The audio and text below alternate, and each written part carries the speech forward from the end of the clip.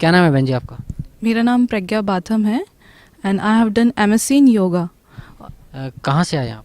मैं बैतूल एमपी से आई हूँ। क्या काम करते हैं? मैं योगा ट्रेनर हूँ। तो संत रामपाल जी महाराज से नाम उपदेश लेने के बाद आपको क्या लाभ मिला?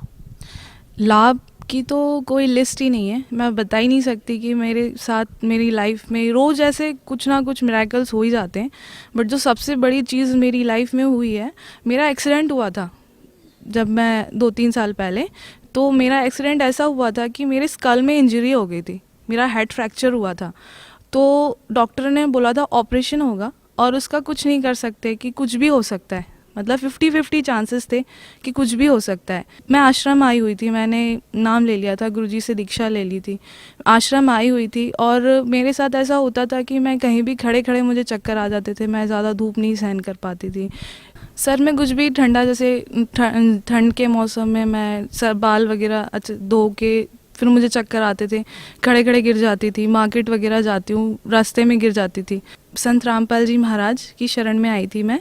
तो आश्रम में जब मैं दर्शन करने गई तो परमात्मा ने, संत रामपाल जी महाराज ने मेरे सर पे ऐसे हाथ रखा। उस टाइम उन्होंने मैंने उनको कुछ भी नहीं बताया था मेरे कहाँ चोट लगी, कैसे क्या करके। तो उन्होंने मेरे सर पे ऐसे हाथ रखा, सर नीचे करा और जैसे पेंच जैसा कस देते हैं ना, ऐसे करके मेरी खोपड़ी पे यहाँ पे पीछे से करके ऐसे करके कस दिया। उसके बाद से आज का दिन है, ना मुझे कोई चक्कर आया है, ना मैं कोई ऑपरेशन कराने की ज़रूरत हुई, ना मुझे किसी तरह का कोई भी हेडेक हुआ है। क्योंकि उसके बाद से मुझे ऐसा कुछ लगा ही नहीं कि मेरे सर में कभी चोट लगी थी या किसी टाइप से कुछ भी हुआ था। तो ये एक बहुत बड़ा मिरेकल है मेरी लाइफ में। और वैसे देखा जाए तो रोज़ ऐसा कुछ ना कुछ हो ही जाता है, जैसे कोई भी चीज़ की मेरे मन में इच्छा हो जाए तो परमात्मा ऐसे पूरी कर देते हैं जैसे कुछ कहीं से भी आके मुझे वो चीज़ मिल जाएगी। बहन जी, संत रामपाल जी महाराज की शरण में आने से पहले आप कौन सी साधना करते थे? मैं इससे पहले जय गुरुदेव पंथ में थी, जो पंथ राधा स्वामी पंथ से निकला हुआ जो पंथ है, जय गुरुदेव पंथ, मैं उसमें थी पहले। तो जय गुरुदेव पंथ को आपने क्यों छोड़ा? देखिए सर, जिस डॉक्टर की दवाई से फ़ायदा ना हो के साइड इफ़ेक्ट हो जाए, उस डॉक्टर को छोड़ देने में ही भलाई है। And I have wasted out my 7 years over there. मैंने अपनी ज़िंदगी के 7 साल वहाँ पे खर्च किए थे। 7 साल में मैंने अंधश्रद्धा, अंधभक्ति से उन्होंने जैसा बताया, ध्यान भजन सुमिरन पूरी डेडिकेशन के साथ किया, बट नो प्रॉफिट, उल्टा लॉस। तो पहले हम ये सोचते थे कि ये परीक्षा ली जा रही है हमारी, कि अब गुरुजी परीक्षा ले रहे हैं, तो वो ज़्यादा से ज़्यादा करते थे कि ज़्यादा से ज़्यादा टाइम दो ध्यान भजन में, सुमिरन में, जितना करो उतना फ़ायदा होगा, जितना करो उतना फ़ायदा होगा, बैठे रहते थे। फ़ायदा तो होने से दूर रहा, उल्टा नुकसान ऐसा होता था कि हमारे ऊपर आफतें और ज़्यादा आ गई थी। फैमिली क्राइसिस, चारों तरफ से आफतें आने लगी। फिर सोचा ये क्या प्रोसेस है भाई, इसमें मतलब कुछ फ़ायदा ही नहीं, कुछ भी नहीं। और हमारी मम्मी तो पूरे टाइम उसी में बैठी रहती थी, ये सोच के कि हाँ चलिए आज नहीं तो कल दया बरसेगी, दया बरसेगी। पर कोई फ़ायदा नहीं। फ़ायदा होता कैसे? दिमाग पे पत्थर पड़े हुए थे, सोचना, दिमाग बुद्धि बंद हो गई थी। ये सोचना ही बंद कर दिया था कि जो साधना जिसकी रूट ही गलत है, जो साधना गलत तरीके से की जा रही है, उससे फ़ायदा कैसे हो जाएगा। जब शिव दयाल जी महाराज खुद भूत की योनि मिली उनको, खुद बुक्की में आके प्रवेश करके वो भूत की योनि में इतने दिन रहे, तो वो सतलोक चले कहाँ से गए। जो साधना शास्त्रानुकूल गीता के अनुसार नहीं की गई और सारे ग्रंथों के अनुसार नहीं की गई, वो साधना सही तो हो ही नहीं सकती।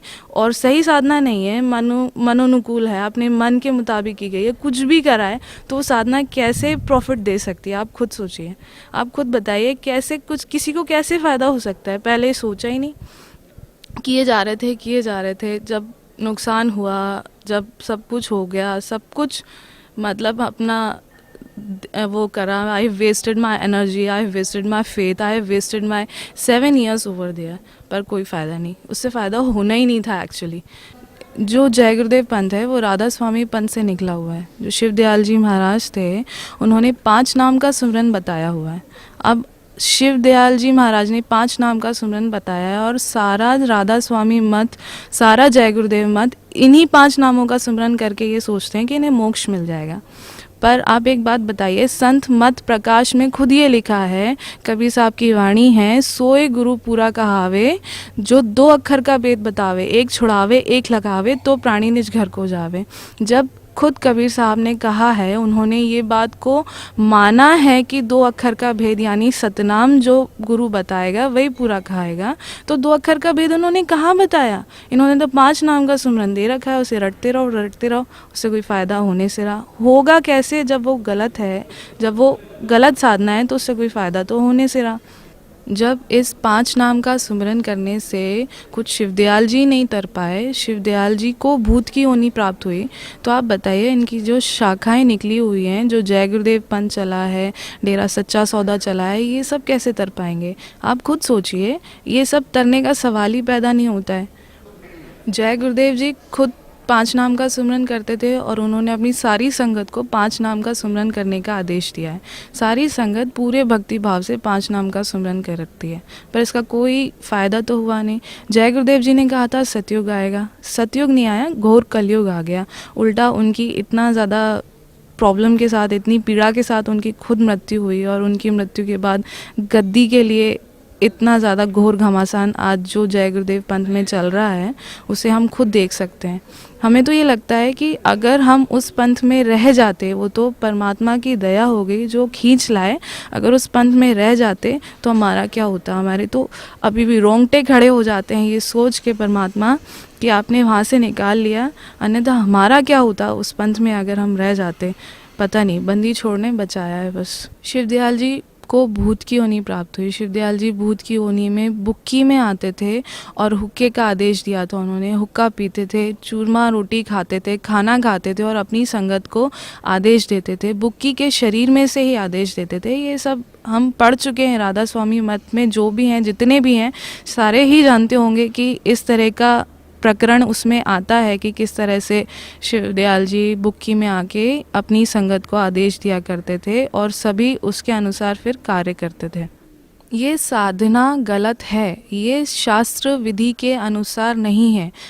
हमारे गुरुजी परम संत श्री रामपाल जी महाराज जी ने कहा है कि गीता के अध्याय 15 में 1 से 4 तक के श्लोक में कहा गया है कि अर्जुन तत्वदर्शी संत की खोज कर, और तत्वदर्शी संत मिलने के बाद उस परम पद परमेश्वर की खोज करनी चाहिए, जिससे प्राप्त होने के बाद साधक दोबारा इस संसार में नहीं आता और पूर्ण मोक्ष को प्राप्त होता है।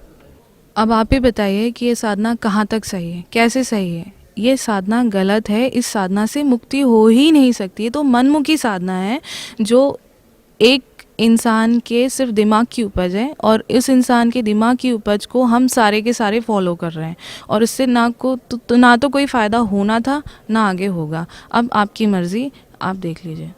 इसलिए मैंने ये जय गुरुदेव पंथ छोड़ दिया, और छोड़ने में ही मुझे फ़ायदा लगा। मैंने नाम लिया था 31 मई 2009 को, और उस दिन के बाद फ्रॉम दैट वेरी डे मुझे रियलाइज़ हुआ कि परम संत क्या होते हैं, परमात्मा क्या होते हैं, सच्चे सद्गुरु क्या होते हैं। फ्रॉम दैट वेरी डे मुझे हर क्षण, हर पल, मैंने अपने जीवन के हर एक सेकंड में ये चीज़ फील करी है कि परमात्मा क्या होते हैं, कैसे सद्गुरु कैसे पल पल पे हमारी रक्षा करते हैं, कैसे बचा लेते हैं। ये सारी चीज़ें जो थ्योरेटिकली आज तक सिर्फ किताबों में पढ़ी थी, मैंने सिर्फ धार्मिक ग्रंथों में पढ़ी थी कि ऐसा होता है वैसा होता है, सारी चीज़ें बकवास लगने लग गई थी कि ये सब सिर्फ किताबी बातें हैं, सच कुछ नहीं है। और यहाँ पे आके सारे जो धार्मिक ग्रंथों की जो थ्योरी थी, जो मैंने पढ़ रखी थी, उसको प्रैक्टिकली मेरे गुरुजी ने, संत श्री रामपाल जी महाराज ने प्रूव करके दिखा दिया कि परमात्मा कैसा होता है, सच्चा संत कैसा होता है, परमेश्वर कैसा होता है। और सच्चे सद्गुरु जब इस धरती पे आते हैं, अवतार लेते हैं, अवतार होते हैं, और अवतरित होके कैसे अपने बच्चों का कल्याण करते हैं, मैंने अपनी आँखों से देखा है।